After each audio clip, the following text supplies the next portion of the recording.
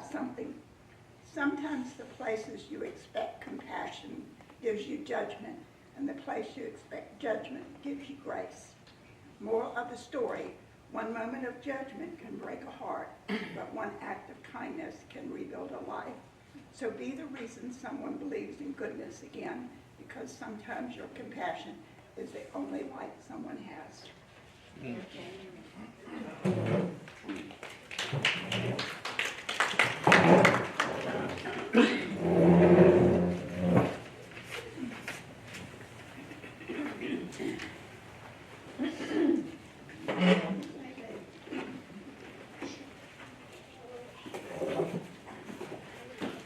Good morning, everyone.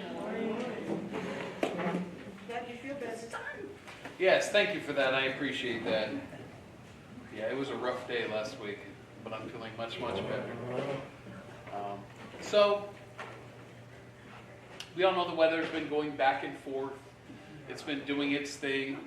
It's funny because I'm sitting here and I was just saying something to Brenda about the weather. It's supposed to rain, and yet now the sun's kind of coming out, and so it's getting all bright. So Yeah, it probably won't that's last. good. It did rain on the way here. Well, let's hope that it just kind of bypasses. We don't need all that, you know. Actually, Maybe it's said, I'd rather have snow than rain. No, Because no. I enjoy snow. I enjoy snow over the rain. The rain just kind of, the snow is kind of Come on, nice. you never shoveled it. You beat me to it. Just at my little place, thank you for, just at my little condo, yeah.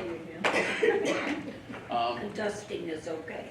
So this morning, we're going to talk about something gruesome, a little bit gruesome. We are in Matthew 27.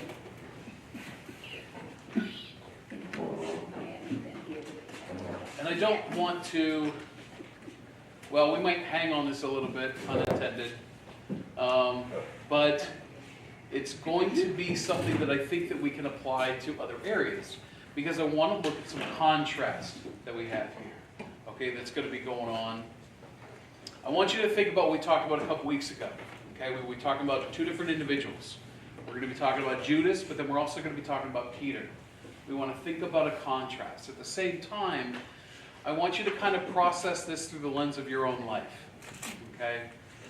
Many of you here have not done what we're going to be talking about, but in the sense that maybe you've been to that point in your life, okay? We can talk a little bit about mental health stuff, okay? Because we're talking about something that's extremely important. We're talking about people and how they process different events in their life and how they take them and what do they do with that, okay? So this morning, we're Matthew 27, verse 3. Can I get someone to go down to 3 through 5 there? When Judas, who had betrayed him, saw that Jesus was condemned, he was seized with remorse and returned the 30 pieces of silver to the chief priests and the elders.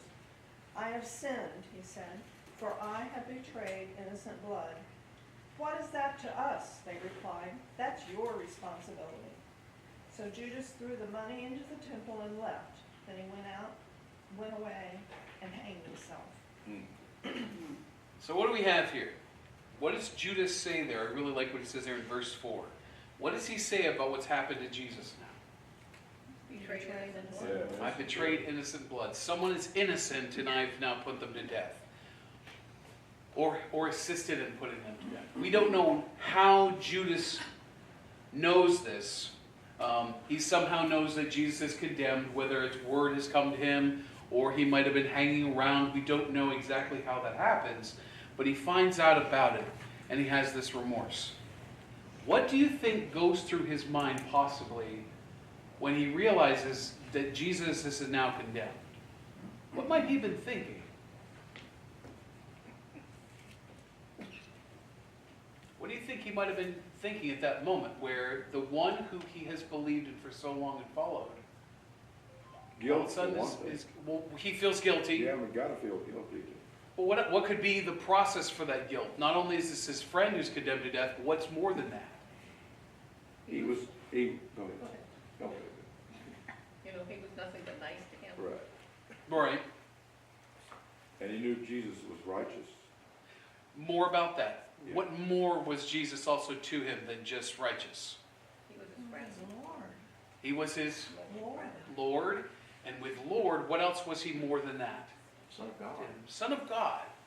So he's believing, if he believes here, that Jesus is Son of God, and now Son of God's been put to death, what might have crept into his mind a little bit?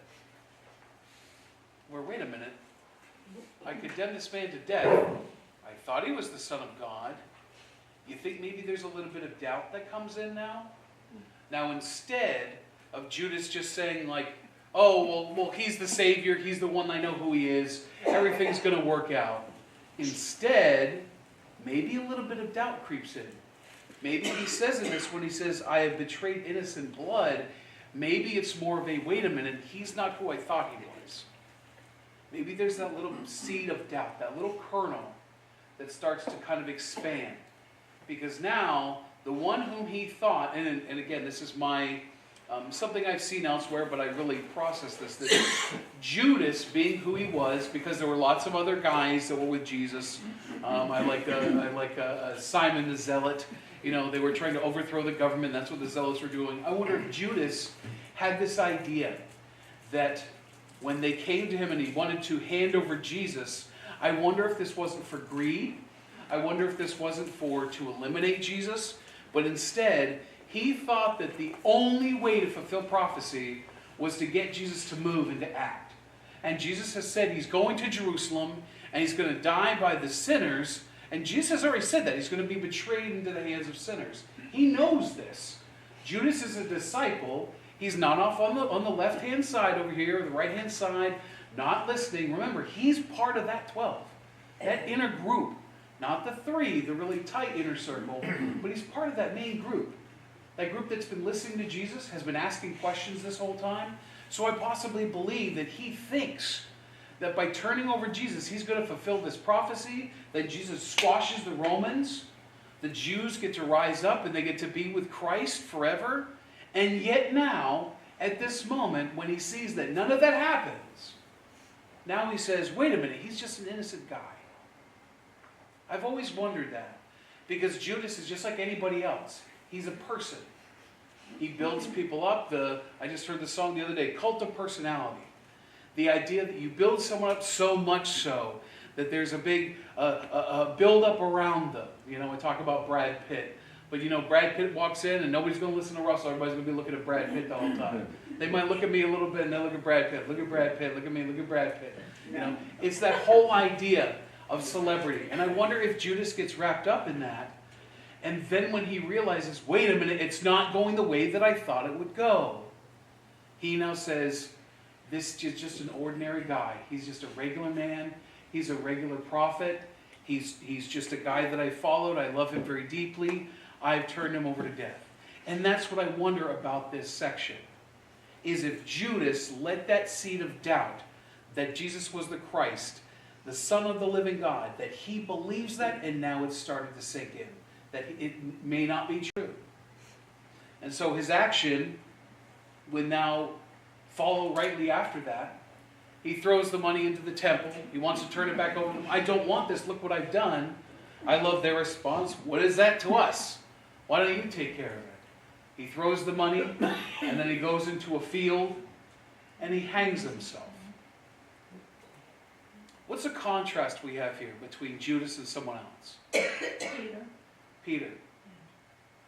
The two individuals, they've both been with Jesus, one in a tighter inner circle, and one whom I believe let doubt sink in.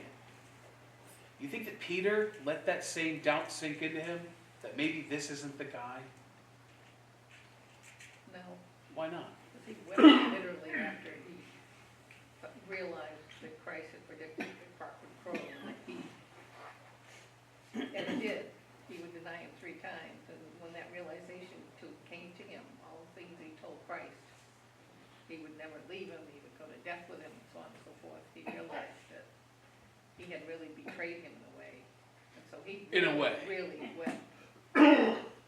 I think it's interesting when they both have different processes, but they both sort of betray Jesus in the same way. One turns him over, and the other one who has been so close to him, almost in a more meaningful way than Judas ever was, in a more meaningful way, and yet denies him 3 times, not just once, not just twice, but thrice. He denies him 3 times, just as Jesus predicted. And I really think that Peter goes through the same anguish that Judas does, because they're so close. Okay?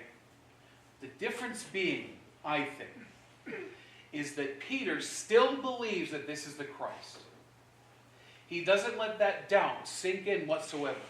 And because he doesn't let the doubt sink in, there's still what? What could there still be? Hope. Hope. There's still hope that things will work out. He's saddened, he's sorrowed, and yet still there could be some hope that everything's going to work out that like it's supposed to. He doesn't know this. He's been told all the things that Jesus has told him. He's been in the same group with Judas, said the same things. He's seen a little bit more than Judas has, of course. A little bit of more discourse with the 3 brothers, or the 2 brothers and Peter himself. And yet I think that to him there's a little bit of hope left. Just a little bit. So he doesn't go off the deep end, but he weeps bitterly, as it says. I find that an interesting contrast between these 2 individuals. That one who was so close to him betrays him in a way almost 3 times, and the other one betrays him once, and yet when he realizes what he's done, he kills himself. One weeps and has remorse, the other has remorse and takes it a little bit further. And the reason that I say this when I talk about mental health is because this is something that we have in our country, in our society.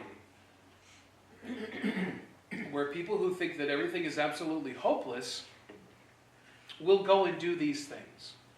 And I just want to kind of touch on that just a little bit of, you don't know what people are going through, okay? You don't know what they've done. You don't know what possibly you've done to them. You don't know what they've done to others. And yet when it comes to just being kind to people, just being a little light, a little spark, as Donna said, sharing that. Just, you don't know what you could do, that little kindness, that little thing. I walk around in Walmart and I see a lot of people with their heads down. I see a lot of people kind of trudging around. And I say hello to just about everybody I see. Of course, all my coworkers, you know. I finally met a guy who never really seemed like anybody wanted to talk to him. And he finally talked to somebody.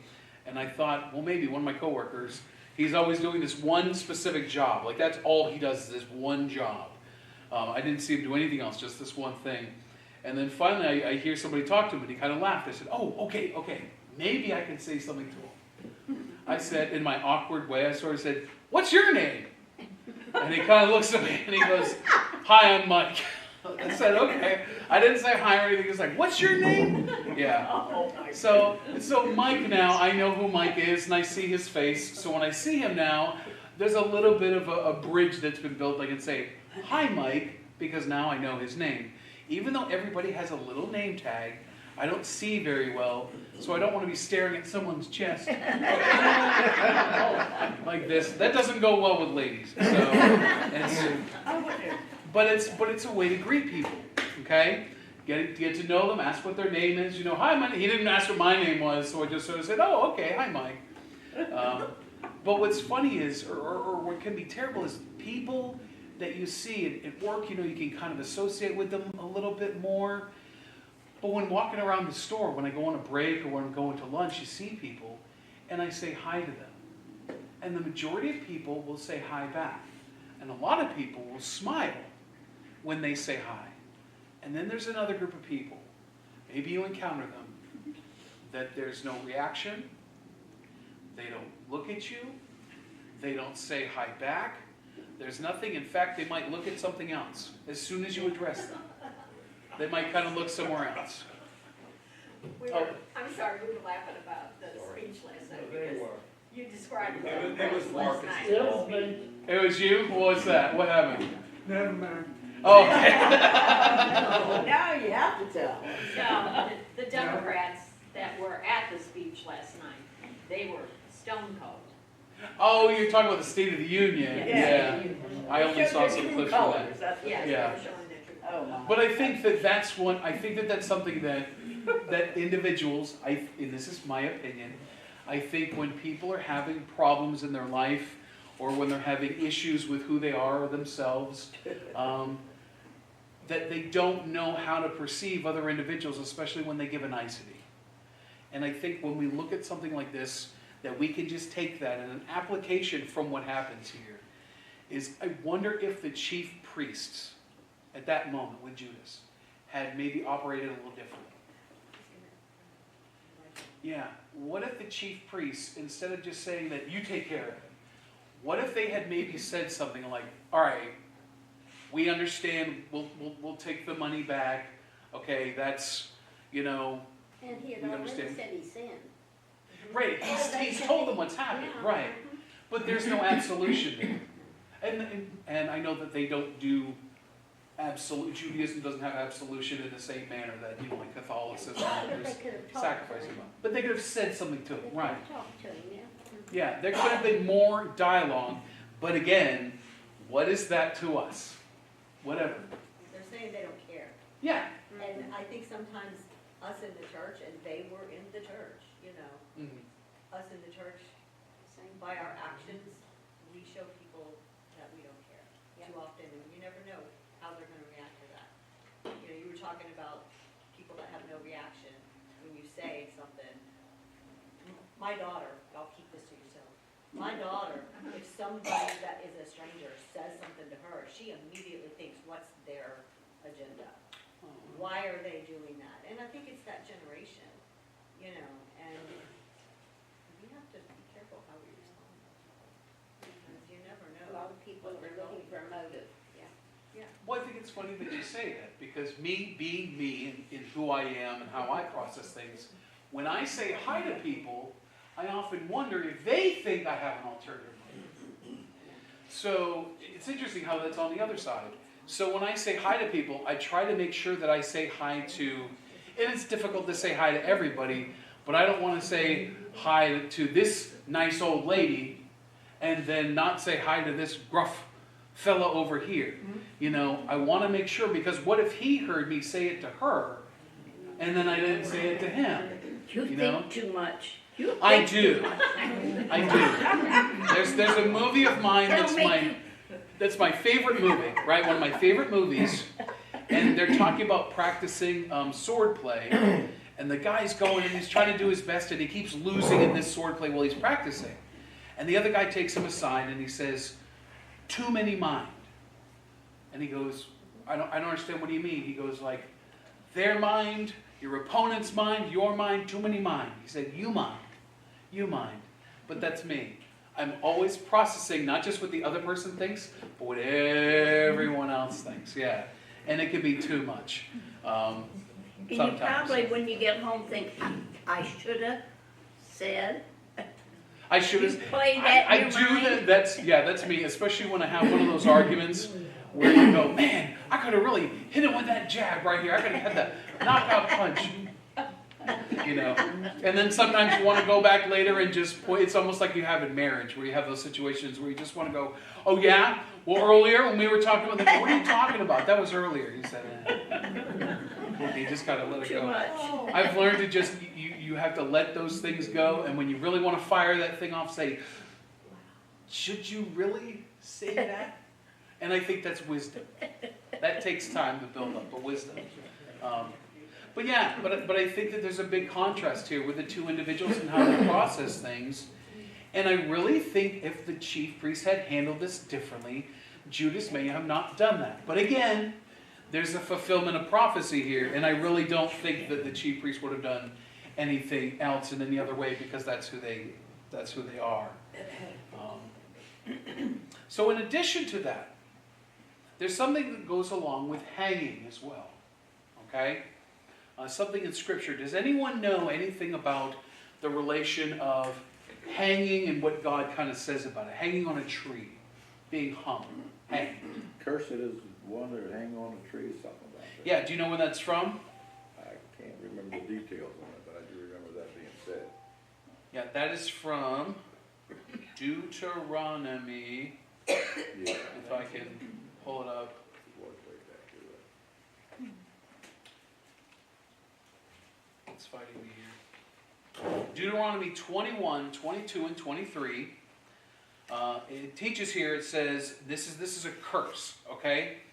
And if a man has committed a crime, right? We have committed a crime that is punishable by death, and he is put to death, and you hang him on a tree. This isn't just necessarily being hung by the neck, but it could be, back then they would have a large pole, and you might have your hands wrapped up. You know, think about Jesus being hung on a tree, not like this, but like this, okay? And you hang him on a tree. His body shall not remain all night on the tree, but you shall bury him in the same day. Again, think about Jesus, right? Didn't remain overnight, buried the same day. For a hanged man is cursed by God.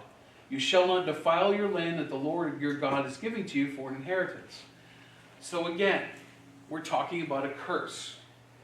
When Jesus pronounces the individual that's going to betray him, what does he say? It's better than what? That he was never been born. Never been born. Jesus is already cursing what Judas is going to do. Judas still moves forward with it. And then Judas even goes more forward, and he commits one of the most horrible acts of putting yourself to death for the Jews. He hangs himself. And again, I find the correlation there. You have two individuals who are going to be hung on a tree. One goes and hangs themselves, and they die as a curse, and there's no redemption. No redemption whatsoever.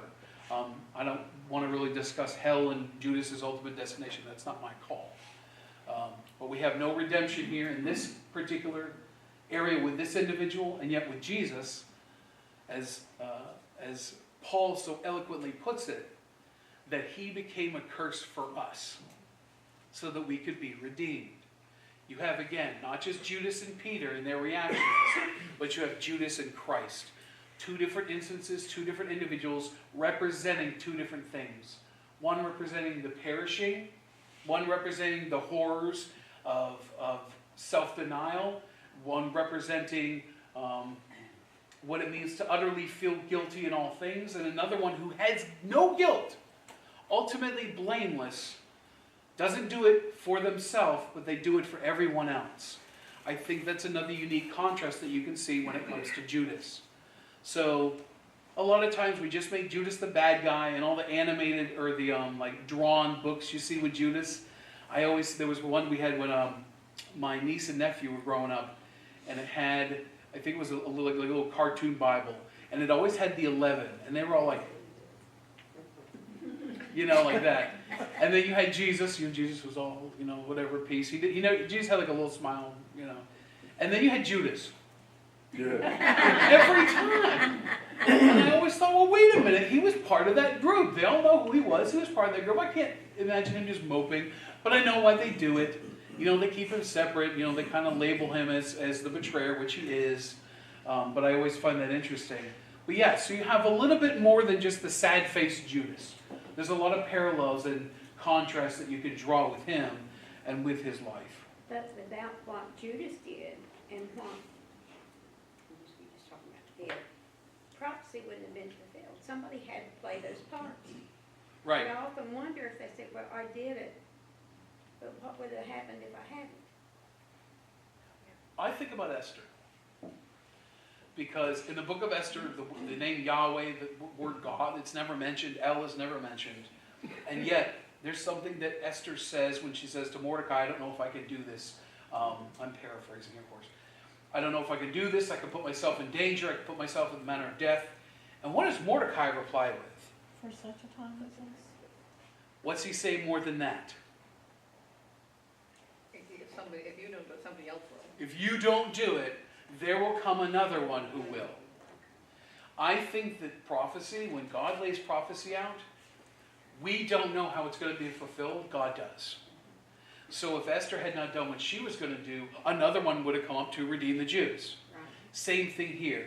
If Judas hadn't done what he did, somebody else would have done it. And even in Colossians, when Paul is talking about it, he says they would not have crucified him had they really known who he was.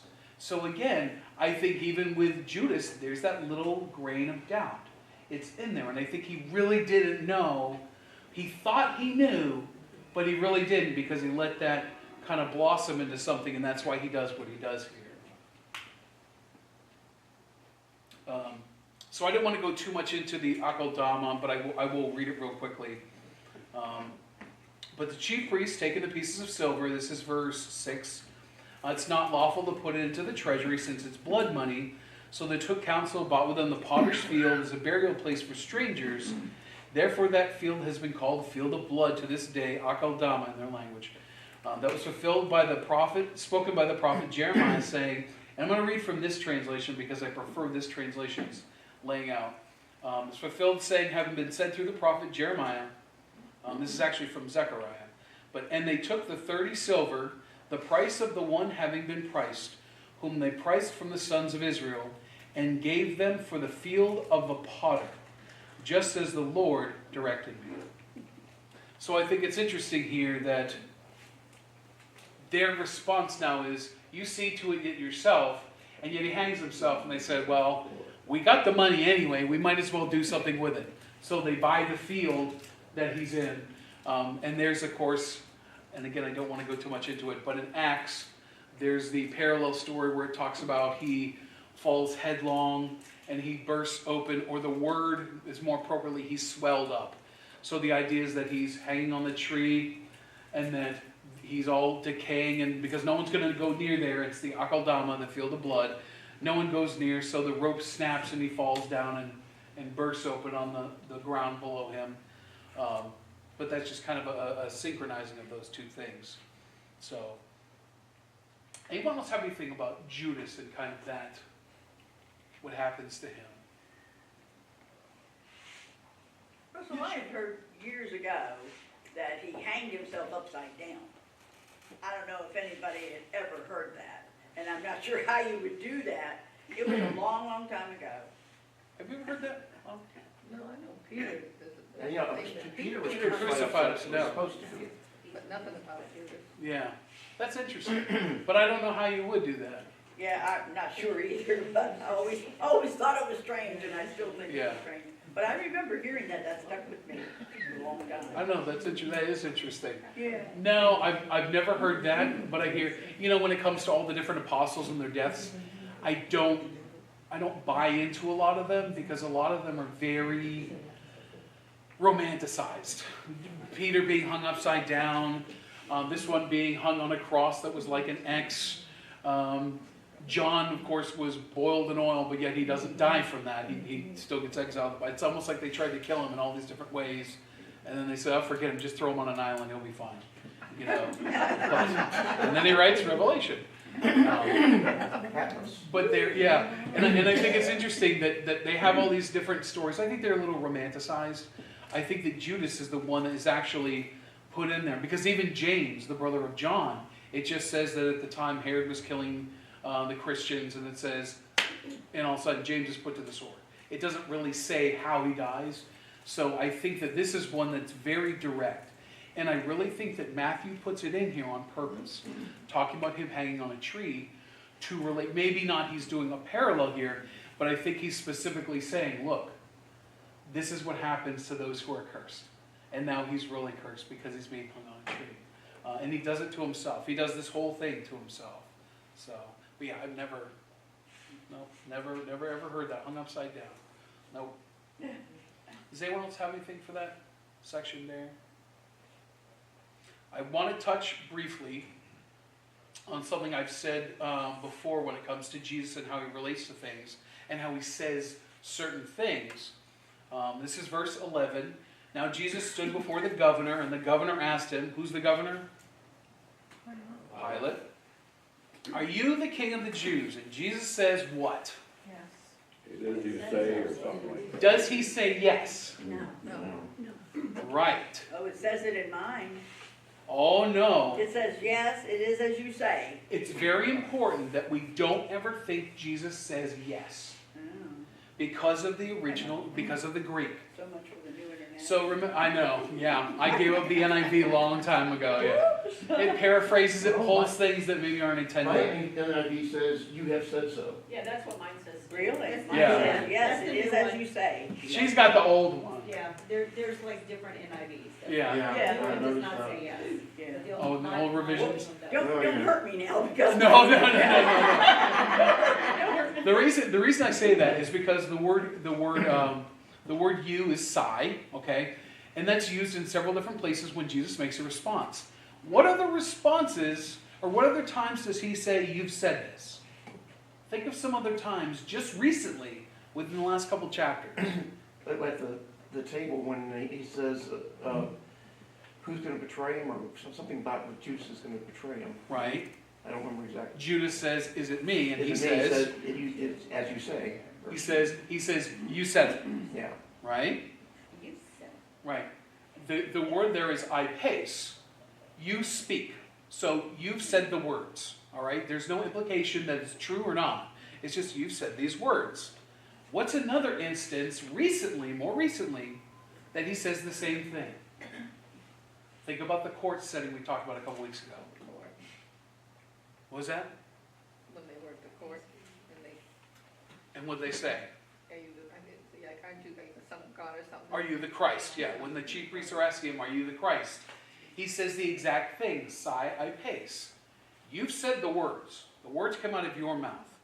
Here, when he responds to Pilate, it's different. He doesn't just say the words came out of your mouth. He essentially is saying, you're the one who is putting forth that accusation against me. It's a little bit different. It's not just the words are said by you. Even though we translate it, you've said, he says leges, which is more in a harder context. So it's almost like Jesus is more alluding to a truth here than he has previously.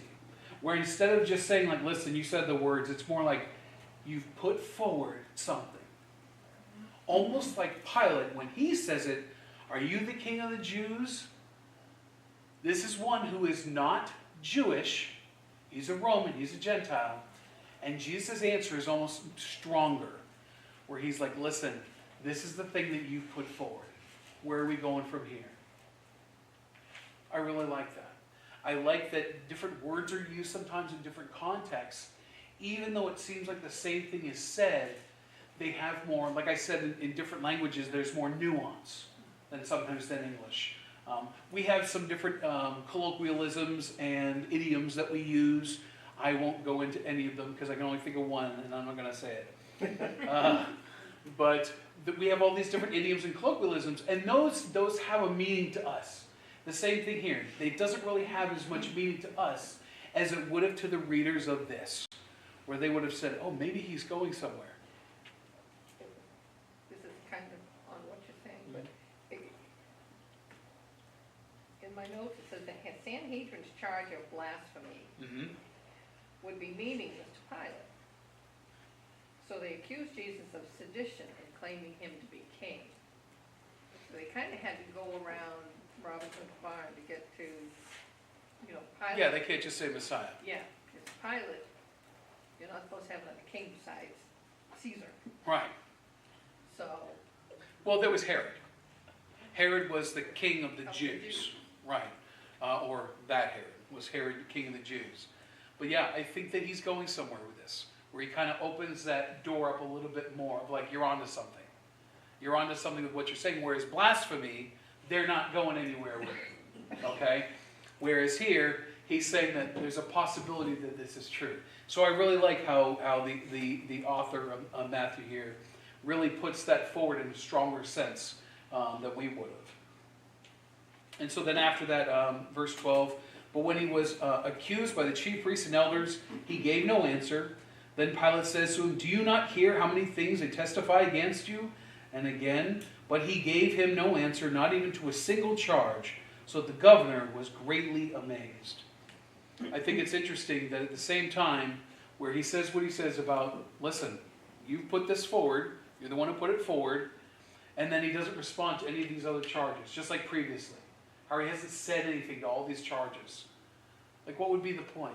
And at the same time, when we talked about court, what should he have had with him at this time? a lawyer. A lawyer. I was going to look up and I decided not to. I'm glad I didn't for the sake of brevity, as I can often not be. But, oh, it's funny. So I was going to look up Roman courts and all this and how it operates. I said, I think that we miss the point when we look into all of that. We get an idea when we look at the sense of the illegalities of the Jewish tribunal that they sort of held against, the kangaroo court, so to speak. But when it comes to the governor and how he's holding court, I don't really think he's holding court. I think they're trying to just establish a motive to get him eliminated. And so they're just trying to bring up any charge. They're coming to him. Like you said, they're just trying to get sedition.